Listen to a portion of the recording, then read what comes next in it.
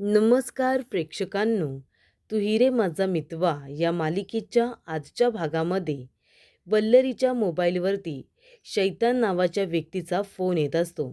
तिच्या स्क्रीनमध्ये आणि तिच्या मोबाईलमध्ये तिने शैतान नावाचा नंबर सेव्ह केलेला असतो. आता हा व्यक्ती नेमका कोण आहे?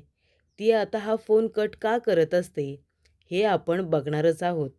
तर आता पुन्हा फोन केलेला असतो. ती म्हणते हा फोन उचलायला नको, जाऊ दे, कटच करते आणि ती पुन्हा फोन कट करते. ती म्हणत असते इतक्या वर्षानंतर हा माणूस मला का फोन करतोय? पण आता ती व्यक्ती काही थांबायला तयार नसते. पुन्हा फोन करते. तेव्हा इथे वल्लरी म्हणत असते की आता हा फोन उचलायला हवा. जर मी पुन्हा कट केला तर मी अडचणीत येऊ शकते, हे वल्लरीला समजलेलं असतं. आणि ती आता त्या व्यक्तीचा फोन उचलते आणि म्हणते, तुम्हाला इतक्या वर्षानंतर कशी काय आठवण आली आणि तुम्ही कसा काय फोन केलात? असं ती आता विचारते. ज्या व्यक्तीने वल्लरीला फोन केलेला असतो, ती व्यक्ती दुसरी तिसरी कुणी नसून अर्णवचे काका उदयकांत राजशिर्के यांनी तिला फोन केलेला असतो. तेव्हा ती म्हणत असते, मला कसा काय फोन केलास? तेव्हा उदयकांत म्हणत असतो, कारण 17-18 वर्षांपूर्वी तू जे काही कारस्थान केलेस हे तू विसरले असशील, पण मी नाही. तुझी एवढी हिंमत की तू माझे फोन कट केलेस आणि तू विचारतेस मला मी कशासाठी फोन केलाय ते? मी तुला पैशांसाठी फोन केलेला आहे. तेव्हा वल्लरी म्हणते, पैशांसाठी? पण का? मी कुठून देणार आहे तुम्हाला पैसे? आणि याआधी तर मी तुम्हाला कामाचे पैसे दिलेच होते ना. आता कसले पैसे? तेव्हा उदयकांत म्हणतो, आता कसले पैसे हे तू विचारतेस मला? तेव्हा इथे उदयकांत म्हणतो, 17-18 वर्षांपूर्वी मला माझ्या भावाला रमाकांत राजशिर्के याला उद्ध्वस्त करायचं होतं आणि मी त्याला उद्ध्वस्त करणारच होतो. पण त्याला उद्ध्वस्त करण्यामध्ये तुझासुद्धा स्वार्थ होता ना. तुझासुद्धा इंटरेस्ट खूप जास्त होता आणि त्याला उद्ध्वस्त करण्यामध्ये तुला किती फायदा झाला होता हे तू विसरलीस का? माझ्या भावाचा संसार उद्ध्वस्त करण्यासाठी तू काय काय केलेस हे माझ्या बरोबर लक्षात आहे. म्हणूनच त्या साध्या मुलीला इंटरव्ह्यूसाठी, जिथे माझा भाऊ ज्या हॉटेलमध्ये होता तिथे तू इंटरव्ह्यूसाठी त्या साध्या मुलीला पाठवलं होतंस ना. तिचंसुद्धा आयुष्य उद्ध्वस्त केलंस आणि माझ्या भावाचंसुद्धा. त्यामुळे ही गोष्ट मी विसरलेलो नाही आहे. मी सांगतो आता ते करायचं. मला पैसे हवेत आणि त्यासाठी मी तुला फोन केला आहे, असं आता उदयकांत राजशिर्के वल्लरीला म्हणत असतो. त्यामुळे मी सांगेन त्या वेळेला आणि सांगेन तेवढे पैसे पाठवायचे, कळलं का? त्यामुळे वल्लरी पूर्णपणे आता टेन्शनमध्ये आलेली असते. तर इथे अर्णव आणि ईश्वरी दोघेजणं साफसफाई करण्यासाठी अंजलीच्या आता त्या भाड्याच्या रूमवरती आलेले असतात. अर्णव बघतो तर काय, आपली बहीण इथे राहणार आहे. त्या रूमची अवस्था बघून त्याला खूप जास्त टेन्शन आलेलं असतं. तेव्हा ईश्वरी अर्णवला म्हणते, सर, आता घर कसं का असेना, आपण ते व्यवस्थित करूया. हे सगळं आपल्याला क्लीन करावं लागणार आहे. तेव्हा ईश्वरी म्हणते, सर, तुम्हाला या धुलीची वगैरे सवय नाही आहे. तुम्ही एक काम करता का? तुम्ही थोडा वेळ बाहेर बसा. हे सगळं मी साफ करते ना. तेव्हा अर्णव म्हणतो, अजिबात नाही. हे सगळं मी सुद्धा साफ करणार. तुला काय वाटतंय, माणसं पाठवून मी हे सगळं क्लीन करून घेऊ शकलो नसतो? पण तरीसुद्धा मी स्वतः इथे का आलो आहे? कारण माझी बहीण जिथे राहणार आहे ना, ती जागा मला स्वतःच्या हाताने क्लीन करायची आहे. त्यामुळे आपण दोघेजणं मिळून साफसफाई करायची. अर्णवने येताना रुमाल आणलेले असतात. त्यातले एक रुमाल तो ईश्वरीला देतो आणि एक रुमाल तो स्वतः तोंडाला बांधतो. तेव्हा इथे साफसफाई करत असताना अर्णव ईश्वरीला म्हणतो की तू एक काम कर, मी जळमटं काढतो, तू सगळं काही पुसून घे आणि झाडून घे. तेव्हा ईश्वरी म्हणते, ठीक आहे. फॅन आता पुसायला गेल्यानंतर ईश्वरीचा हात अजिबात वरती पोचत नसतो. तेव्हा ती लगेच अर्णवला म्हणते की मला उचलून घे, मला तो फॅन पुसायचा आहे. तेव्हा अर्णव ईश्वरीला उचलून घेतो आणि ईश्वरी उंच हात करून इथे आता फॅन पुसत असते. तेव्हा अर्णव आता वरती बघत असताना वरून फॅनची जी काही कचरा आहे ती अर्णवच्या डोळ्यामध्ये पडते आणि त्याला आता काही दिसत नाही. तेव्हा ईश्वरी लगेच आपल्या तोंडाचा रुमाल बाजूला करते आणि अर्णवच्या डोळ्याला फुंकर मारते, कारण त्याच्या डोळ्यामध्ये कचरा गेलेला असतो. तर इथे दोघेजण एकमेकांबरोबर छान वेळ घालवत असतात आणि साफसफाईसुद्धा करत असतात.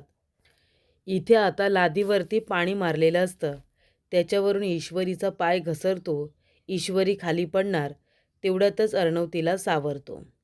इथे आता सगळं क्लीन करून झाल्यानंतर ईश्वरी वरती गॅस पुसायला घेते. गॅस वगैरे क्लीन करते. सगळी भांडी घासून ती ठेवून देते. किचन वगैरे तिने पुसून घेतलेला असतो आणि सगळीकडे छान साफसफाई झालेली असते. तेव्हा इथे अर्णव खूप खुश असतो. तो वॉचमन काकांना फोन करून सांगतो की घराची साफसफाई झालेली आहे, तुम्ही आता ताईला इथे घेऊन येऊ शकता. आम्हीसुद्धा आता जायला निघतो.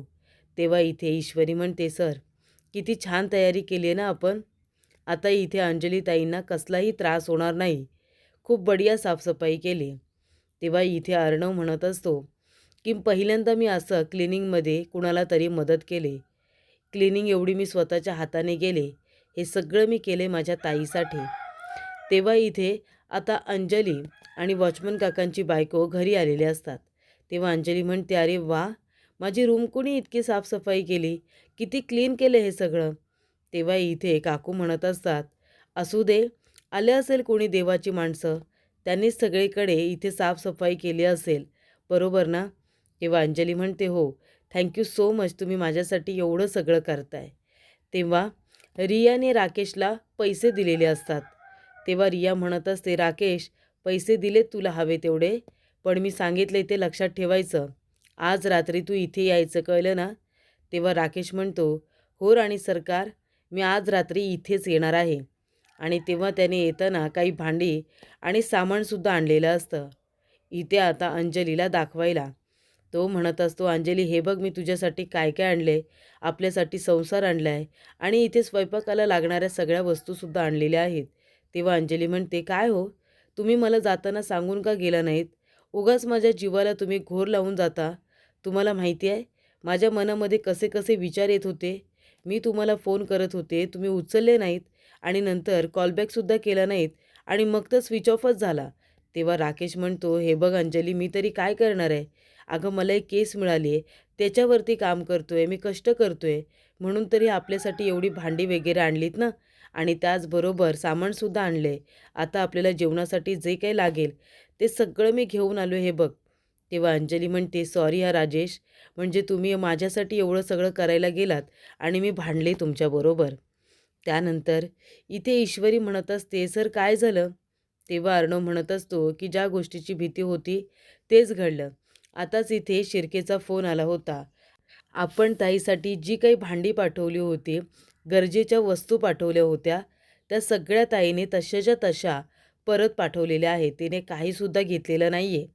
तेव्हा ईश्वरी म्हणते, सर आपल्याला याची अपेक्षा होतीच की ताई आपल्याकडून सध्या तरी काही घेणार नाही.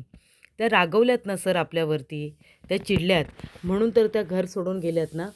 मग लगेच त्या आपल्या इथल्या वस्तू वगैरे कशा काय घेतील. पण तुम्ही काळजी करू नका सर, एक दिवस असा येईल की ताई तुमच्याकडे नक्की परत येतील आणि तुम्ही त्यांच्यासाठी हे जे काही करताय ना, या सगळ्याची त्यांना जाणीवसुद्धा होईल. त्यांना विश्वास बसेल की तुम्ही ताईवरती किती प्रेम करता, त्यांच्यासाठी किती आणि काय काय करता. तेव्हा अर्णव म्हणतो, मला साफसफाईची सवय नाही आहे, पण मी सगळं केलं माझ्या ताईसाठी. पण मला असं वाटतंय की ताईचा राग माझ्यावरचा कधीच जाणार नाही आहे. ती माझ्यावरती रागवलेलीच असेल. ती कधीही आता आपल्याकडे परत येणार नाही. तेव्हा ईश्वरी म्हणते, सर तुम्ही असा नेगेटिव्ह विचार का बरं करताय. तुम्ही या बरं माझ्याबरोबर या. इकडे या, इथे बसा आणि आता फक्त डोळे बंद करा. सर डोळे बंद करा आणि अंजलीताईंबरोबर घालवलेले ते प्रत्येक क्षण आहेत ना, ते तुम्ही आठवा बरं. अंजलीताईंबरोबर घालवलेले प्रत्येक क्षण आठवा. तर इथे आपल्या बहिणीला उन्हातानाचा त्रास होऊ नये म्हणून अर्णवने आपल्या बहिणीला उचलून घेतलेलं असतं आणि मंदिरापर्यंत नेलेलं असतं. कितीही काम असेल तरीसुद्धा अंजलीने त्याच्यासाठी आणलेला दुधाचा ग्लास हा त्याच्यासाठी नेहमीच खूपच जास्त महत्त्वाचा असायचा. आणि तेव्हा इथे तो कुणाच्याही समोर हात जोडायचा नाही, फक्त आपल्या बहिणीच्या समोर हात जोडायचा. तेव्हा ईश्वरी म्हणते, सर आठवलं ना, तुमच्या दोघांचं बॉन्डिंग किती स्ट्रॉंग आहे हे तुम्हाला आठवलंच असेल ना? आणि मग जर एवढं बॉन्डिंग स्ट्रॉंग आहे, तर तुम्हाला दोघांना एकमेकांपासून कोण बरं वेगळं करेल? कुणीही वेगळं करणार नाही आहे तुम्हाला. लवकरात लवकर अंजलीताई आणि तुम्ही दोघे जण एकत्र असणार आहात. तेव्हा इथे अंजली आता काम करत असते. तेव्हा राकेश म्हणत असतो, "अंजली अगं तू हे सगळं का करतेस? मी आहे ना, हे सगळं मी करेन, कळलं तुला? तू अजिबात वाकून वगैरे कामं करायची नाही." तेव्हा अंजली म्हणते, "बरं ठीक आहे, मी स्वयंपाकाची तयारी करते, मग तर चालेल." तेव्हा ती इथे कांदा, टोमॅटो सगळं काही कट करायला घेते. तेवढ्यातच फोन आलेला असतो. तेव्हा अंजली म्हणते, "राजेश अहो फोन आलाय तुमचा." "बरं काही हरकत नाही, मी उचलू का?" तेव्हा राकेश म्हणतो, की "बायको, अगं प्रत्येक वेळेला सगळ्या गोष्टी तूच केल्या पाहिजेत का? सगळं काही तुलाच करायचं आहे? मी तुला काहीही करू देणार नाही आता. थांब, फोन वाजतोय ना माझा, घेतो मी फोन. कुणाचा आहे ते बघू दे." तेव्हा रियाचा फोन आलेला असतो. राकेश लगेचच फोन उचलतो आणि बाहेर निघून जातो रियाबरोबर बोलायला. तेव्हा इथे अंजली मात्र आता स्वयंपाकाची सगळी तयारी करून घेत असते आणि तेव्हा इथे राकेश मात्र रियाबरोबर बोलण्यामध्ये बिझी झालेला असतो. तो म्हणत असतो, की "हां रिया बोल ना." तेव्हा रिया म्हणते, "कुठे आहेस तू? मी तुला सांगितलं होतं ना आज रात्री तुला माझ्याकडे यायचं आहे." तेव्हा तो म्हणत असतो, "हो गं मला यायचं आहे तुझ्याकडे, पण काय करू मी? माझी आजारी आई असते ना, तिचीसुद्धा मला काळजी घ्यावी लागते." "बरं, बरं ठीक आहे. इकडचं सगळं आवरलं ना, की मी लगेच तुझ्याकडे परत येतो." तेव्हा रिया म्हणते, "मी वाट बघते तुझी. पैसे घेऊन गेल्यापासून मला एकसुद्धा फोन केलेला नाही आहेस. स्वार्थी कुठला." तेव्हा राकेश म्हणत असतो, "खरं सांगू का रिया? मला तुला लगेच फोन करायचा होता. पण आता माझी आई आजारी असल्यामुळे घरातली कामंसुद्धा जरा मलाच करावी लागतात.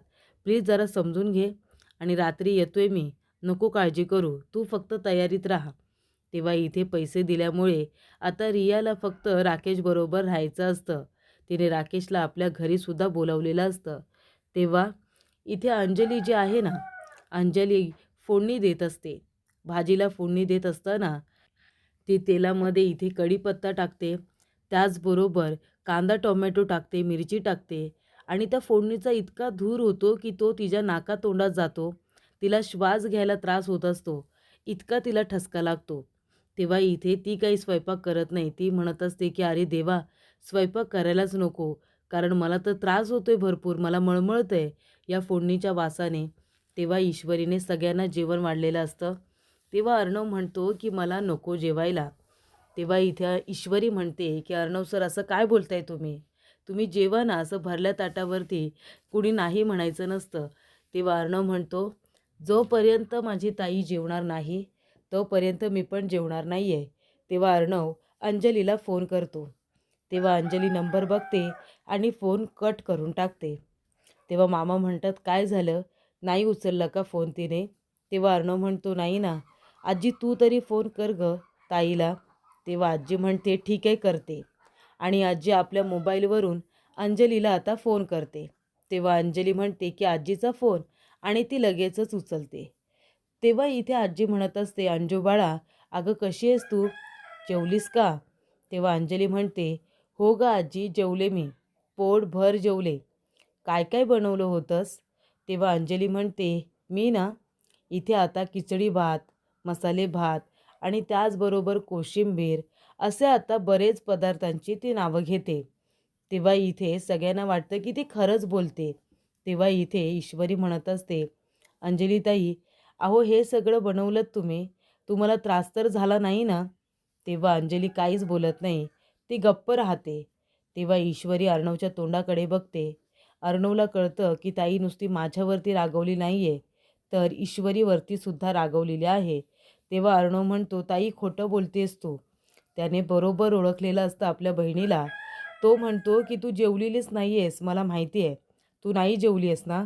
मग तू का खोटं बोलती आहेस? तू का उपाशी राहिली आहेस सांग बरं तू?"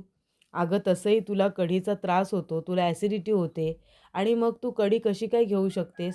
मला माहिती आहे तू जेवलेली नाही आहेस ताई, खोटं बोलू नकोस." तेव्हा लगेचच इथे अंजली फोन कट करते. तेव्हा इथे अर्णव म्हणतो, की "मी जातो आत्ताच्या आत्ता ताईकडे आणि तिला जेवायला लावतो. आलोच मी." तेव्हा ईश्वरी म्हणते, "सर 1 मिनिट, 1 मिनिट सर थांबा. हे बघा अंजलीताई तुमच्यावरती रागवल्यात आणि म्हणून त्या घर सोडून गेल्यात. आता अशा अवस्थेमध्ये तुम्ही त्यांच्यासाठी जेवण घेऊन गेलात ना, तर त्या अजिबात जेवणार नाही. उलट आता त्या थोडं तरी खातील. पण तुम्ही गेलात तर तुम्हाला बघून त्यांना राग येईल आणि त्या जेवणार नाही सर. तेव्हा प्लीज तुम्ही आत्ता जाऊ नका. तेव्हा मामा म्हणतात, "अर्णव, ईश्वरी बरोबर बोलते. हे जरी कडू वाटत असलं ना, कटू सत्य असलं तरीसुद्धा हेच बरोबर आहे आणि ती ते खरं बोलते. तू जाऊ नकोस. तू जर गेलास ना तर ती अजून चिडेल." तेव्हा ईश्वरी म्हणते, "सर, तुम्ही 1 मिनिट थांबा. आपण ताईच्या जेवणाची व्यवस्था करूया." तेव्हा अंजली इथे आता जेवण करणार नसते, हे बरोबर ईश्वरीला समजलेलं असतं. तेव्हा ईश्वरी वॉचमन काकांना फोन करून आतमध्ये बोलावते. ती म्हणते, "वॉचमन काका, जरा तुम्ही घरामध्ये येता का?" तेव्हा ते म्हणतात, "काय झालं मॅडम?" तेव्हा ईश्वरी म्हणते, की "तुम्ही फक्त एक काम करा ना, अंजलीताईंसाठी आत्ताचं जेवण अरेंज करा ना." तेव्हा इथे लगेचच वॉचमन काका म्हणतात, की "मॅडम, हे काय बोलणं झालं का? मी लगेचच सांगतो." तेव्हा इथे सुरेखाला फोन केलेला असतो. काका लगेच सुरेखाला फोन करून सांगतात, की "एक काम कर, अंजलीताईंसाठी जेवणाचा डबा घेऊन जा. त्यांना जेवायला घेऊन जा." तेव्हा इथे सुरेखा म्हणते, "अहो, मी माशांचं कालवण केलं होतं आणि त्यांच्यासाठी गरमागरम घेऊनसुद्धा गेले होते. पण त्यांना ते खायला झालं नाही. त्यांना मळमळत होतं ना, म्हणून त्यांनी वासावरून ते खाल्लंच नाही. त्यानंतर मी म्हणाले, 'मग तुमच्यासाठी काही दुसरं आणू का?' तर त्या म्हणाले, की 'नको, नको. मला काहीही नको आहे.' आणि त्या स्वतः फोडणी द्यायला गेल्या, तर त्यांना ठसका आणि खोकला लागला. तेव्हा प्रेक्षकांनो, ईश्वरी म्हणते, "मला माहिती आहे ताईंना काय होतंय ते. त्यांना मळमळत असेल फोडणीच्या वासाने. वॉचमन दादा थांबा. मी तुम्हाला टिफिन भरून देते. तो टिफिन तुम्ही अंजली ताईंना द्या आणि त्यांना सांगा की खानावळीतून आणलाय म्हणून. आमचं नाव कळू देऊ नका. खानावळीमधून तुम्ही त्यांच्यासाठी टिफिन नेलाय असंच त्यांना वाटू दे." तेव्हा इथे वॉचमन काका म्हणतात, "ठीक आहे." तर इथे अंजलीला खूप जास्त भूक लागलेली असते. ती म्हणत असते, "अरे देवा, भूक तर खूप लागली मला, पण मी स्वयंपाकसुद्धा बनवलेला नाही आहे. फोडणीचा त्रास होतोय ना मला. काय करू मी खरंच कळत नाही आहे." तेव्हा वॉचमन काका म्हणतात, की "अंजली ताई येऊ का?" अंजली म्हणते, "या ना या. वॉचमन काका या." तेव्हा ते म्हणतात, "हे बघ, तुला इथे जेवण बनवता येत नाही आहे ना? मला सुरेखाने सांगितलं. ती तुझ्यासाठी जेवण घेऊन आली होती, पण तुम्ही खाल्लं नाहीत. म्हणून तुमच्यासाठी खानावळीमधून हा डबा घेऊन आलो आहे. तुम्ही आता जेवून घ्या बरं. छान तिथे घरगुती जेवण मिळतं. तुम्ही आता जेवून घ्या." तेव्हा इथे अंजली म्हणत असते, की "अरे वा, माझ्यासाठी काकांनी खानावळीमधून डबा आणलाय. किती छान आहे जेवण." ती लगेचच एक घास घेते आणि तो घास आता ती खाते. तेव्हा इथे आता पातळ भाज्या असतात. अंजली एक घास खाते आणि म्हणत असते, "मला माहिती आहे, हा स्वयंपाक खानावळीमधला नाही आहे. या स्वयंपाकाला ईश्वरीच्या हातची चव आहे. ईश्वरीने संपूर्ण स्वयंपाक बनवलाय आणि त्यामुळे इथे अंजली म्हणत असते, की मी हे जेवण जेवू शकणार नाही आहे. ज्या घरामध्ये माझ्या नवऱ्याचा इतका अपमान होतो, त्या घरातलं जेवणंसुद्धा माझ्यासाठी पाप आहे, पाप. आणि मला माझं पाप आता वाढवायचं नाही आहे." ती लगेचच टिफिन बंद करून टाकते. ती अजिबात जेवत नाही. एकच घास खाते. तेव्हा अर्णव म्हणत असतो, "काय झालं? वॉचमन काकांचा फोन आला होता का? ताईने डबा खाल्ला का?" तेव्हा ईश्वरी म्हणते, "सर, मगाशी फोन केला होता तेव्हा वॉचमन काका म्हणाले, की अंजलीताईंनी खूप आनंदाने डबा हातातून घेतला आणि त्या जेवणार आहेत असं सुद्धा सांगितलं होतं. आणि त्यानंतरला ते बघायलासुद्धा गेले होते. अंजलीताईंनी संपूर्ण डबा संपवलाय का ते बघायलासुद्धा गेले होते. पण दरवाजा बंद होता. कदाचित त्या झोपल्या असतील असं वॉचमन काकांना वाटलं आणि ते लगेच तिथून निघाले आणि घरी आले." तेव्हा इथे अर्णव म्हणतो, "म्हणजे ताईने अजून डबा खाल्लाय की नाही हे कन्फर्म नाहीच आहे, बरोबर ना?" तेव्हा ईश्वरी म्हणते, "सर, कन्फर्म जरी नसेल तरीसुद्धा हातामध्ये डबा गेलाय हे खरं आहे ना? तुम्ही नका काळजी करू सर, अंजलीताई नक्की जेवतील." तेव्हा ईश्वरी म्हणत असते, की "सर, हे तुम्ही काय करताय?" कारण अर्णव काय करतो, इथे आता अंथरूण आणि पांघरूण हे खाली टाकतो. त्याला खाली झोपायचं असतं. तेव्हा ईश्वरी म्हणते, "सर, सर, हे तुम्ही काय करताय? अहो, इथे कशाला तुम्ही झोपताय?" तेव्हा अर्णव म्हणतो, "तिथे माझी ताई खालीच झोपत असेल ना, मग मी सुद्धा खालीच अंथरूण करून झोपणार आहे. बेडवरती झोपणार नाही. जेव्हा ताई घरी परत येईल ना, तेव्हाच मी बेडवरती झोपेन." तर प्रेक्षकांनो, पुढील भागामध्ये इथे आता वल्लरीने ईश्वरीला फोन केलेला असतो. तेव्हा ईश्वरी फोन स्पीकरवरती टाकते. तेव्हा वल्लरी सगळं बोलणं ऐकत असते. सुप्रिया म्हणत असते की तुला माहिती आहे ईश्वरी, एक छान फायदा झालाय. तुझ्या वडिलांचे ते पत्रकार मित्र आहेत ना, त्यांनी मला सांगितलं की इथे स्केच आर्टिस्टला मी पाठवतो, तुम्ही त्या बाईचं छान असं स्केच तयार करून घ्या. तेव्हा त्या बाईचं मी स्केच तयार करून घेतले. त्या बाईला पकडणं आता सोपं होणार आहे आपल्यासाठी. तेव्हा इथे ईश्वरी म्हणते, हो का, ही खूप चांगली गोष्ट आहे आई, ती बाई आता लवकरच पकडली जाईल. असं इथे ईश्वरी आपल्या आईला म्हणत असते आणि वल्लरीने ते बोलणं आता ऐकलेलं असतं आणि ती खूप घाबरलेली असते.